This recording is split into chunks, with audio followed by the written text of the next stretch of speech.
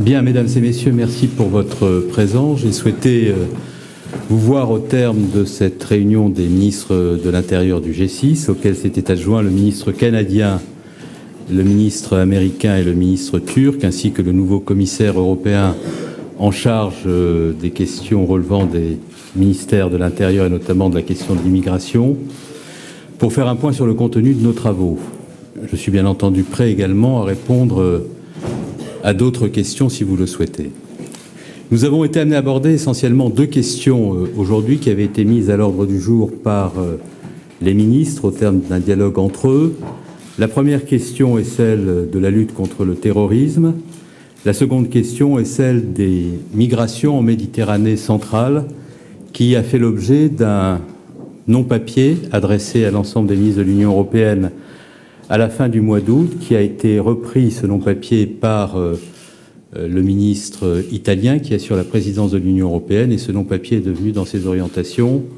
le contenu des conclusions du Conseil Justice Affaires Intérieures qui s'est tenu il y a une quinzaine de jours à Luxembourg. Je voudrais donc en arriver aux conclusions de ce Conseil en commençant par la lutte contre le terrorisme. Nous avons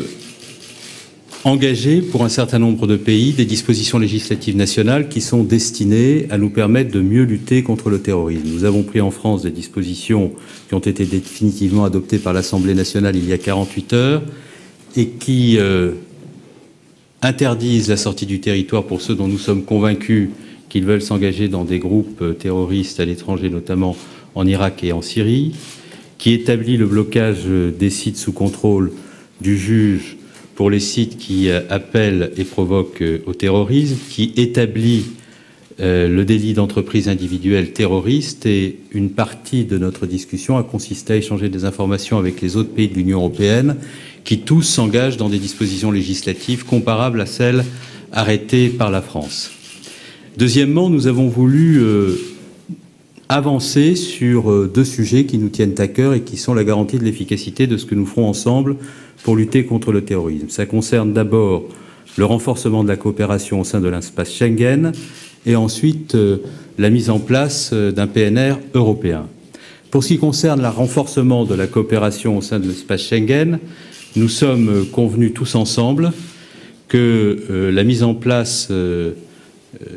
d'une référence combattant étranger dans le système d'information Schengen était de nature à faciliter l'échange d'informations entre les différents pays de l'Union et à garantir une meilleure traçabilité du parcours au sein de l'espace Schengen des combattants étrangers dont on sait qu'avant de se rendre en Syrie ou lorsqu'ils en reviennent, ils circulent entre nos pays et empruntent nos aéroports. Nous avons également réfléchi à ce que nous pouvions faire dans le cadre du Code Schengen actuel sans modifier les dispositions législatives qui sont en application pour renforcer le contrôle aux frontières sans remettre en cause l'esprit et le texte de Schengen. Nous avons décidé que sur les frontières maritimes et terrestres, il pourrait être procédé à des contrôles plus systématiques, et pour ce qui concerne l'espace aérien, nous avons envisagé, pour un certain nombre de provenances, de demander la présentation des cartes d'embarquement de manière à ce qu'il puisse y avoir des contrôles plus efficients qui soient faits, qui permettent d'assurer une meilleure maîtrise du passage dans les aéroports des ressortissants de nos pays ayant été engagés dans des opérations terroristes. Nous avons en même temps souhaité, notamment mon collègue allemand et moi-même, que l'on puisse, sur Schengen, engager une réflexion destinée à modifier à terme, de façon plus approfondie, le contenu du Code Schengen, en prenant le temps de le faire. Et nous continuerons à porter cette idée dans les mois et les années qui viennent. Par ailleurs, pour ce qui concerne le PNR européen, nous avons décidé d'engager des démarches conjointes auprès du nouveau président de la commission LIBE du Parlement européen, de manière à pouvoir le sensibiliser à la nécessité de faire avancer ce dossier. Ce dossier, vous le savez, fait débat au sein de l'Union européenne, puisque beaucoup de parlementaires européens, et on le comprend, articulent son adoption à la directive protection des données, et notamment après l'arrêt de la Cour de justice de l'Union européenne qui définit des critères extrêmement précis concernant les délais de conservation des données, nous avons décidé là aussi d'essayer de trouver un équilibre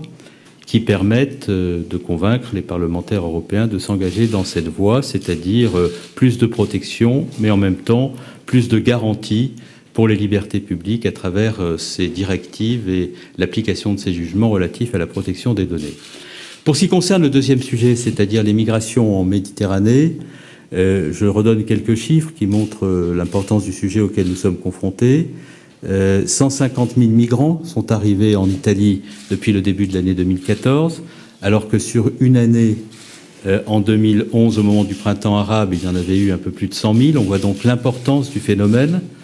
Ce phénomène ne résulte pas de la lecture par les migrants du code Schengen et l'espèce de fascination pour eux, compte tenu de ce code qui les conduirait à venir en Europe. Non, c'est les persécutions, les exactions dont ils sont victimes dans leur pays, les tortures, les emprisonnements qui les conduisent à prendre le chemin de l'exode pour arriver jusque sur le territoire de l'Union européenne. Notre objectif est de faire en sorte que les axes que nous avons définis ensemble fassent l'objet d'une application rigoureuse. Je rappelle ce que nous avons décidé: la substitution d'une opération de contrôle des frontières extérieures de l'Union européenne portée par Frontex, l'opération Triton, qui a vocation à se substituer à Mare Nostrum, première proposition. Deuxième proposition, l'application rigoureuse des règles de Schengen et notamment de Dublin au moment de l'arrivée de ces migrants sur le territoire européen, c'est-à-dire prise des empreintes et inscription sur les banques Eurodac. Troisièmement, une meilleure coordination européenne sur les politiques migratoires de manière à ce que nous puissions travailler entre nous, notamment une répartition des demandeurs d'asile en fonction des efforts déjà faits par les pays, mais aussi davantage avec les pays de provenance pour des raisons humanitaires et le HCR pour faire en sorte que nous puissions mettre en place des procédures accélérées dans les pays de provenance. Et puis, la nécessité de mettre en place une coordination européenne plus forte de toutes ces actions autour du commissaire Dimitri Avramopoulos, qui était présent à nos côtés aujourd'hui et qui a manifesté un grand intérêt de mettre en œuvre les décisions du Conseil JAI et de faire en sorte que tout cela s'applique dans de bonnes conditions. Voilà quel est le contenu de ce que nous avons décidé aujourd'hui. C'est-à-dire, pour résumer, essayer de faire en sorte que nos législations nationales s'articulent, essayer de faire en sorte que, dans le cadre de Schengen, le système d'information de Schengen se perfectionne et devienne un véritable outil de maîtrise des déplacements des combattants étrangers. 3, faire en sorte que le PNR aboutisse dans le cadre d'un nouvel équilibre qui permette de renforcer la sécurité en même temps que les libertés à travers la directive protection des données. Et sur la question migratoire, faire en sorte que nous puissions protéger les frontières extérieures de l'Union européenne tout en ayant une action à destination des pays de provenance qui permettent de mieux protéger les migrants.